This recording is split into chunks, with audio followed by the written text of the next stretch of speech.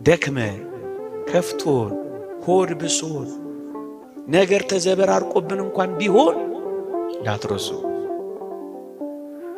እግዚአብሔር በመንገዳችን፣ እግዚአብሔር በጎዳናችን፣ እግዚአብሔር ጨለማ በሆነው ሌሊታችን እንኳን ሳይቀር ከኛ ጋር ይሆናል።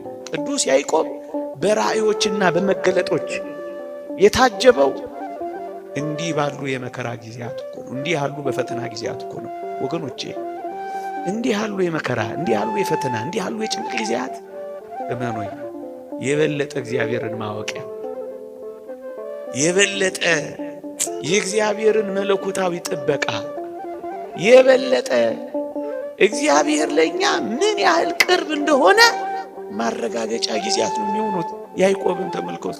ብቻውን በሆነበት በዚያ ሌሊት ከወገኖቹ በወጣበት ቤት አልባ በሆነበት በስደት በሚንከራተትበት ጊዜ ነው እግዚአብሔር ብቻውን ያገኘው። ወገኖቼ ይህን አምላክ ብቻችሁን የምታገኙበት ዘመንና ሌሊት እንደሚሆን ታውቃላችሁ።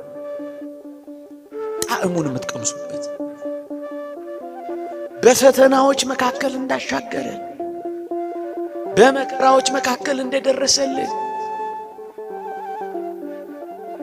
እንዲህ ባሉ ሌሊቶች ብርሃን እንደፈነጠቀልን የምናይበት የእግዚአብሔርን ሥራ የምናጣጥምበት ሌሊት እንዲሆና የያዕቆብ ሌሊት ያድርግላችሁ ትባባሉ።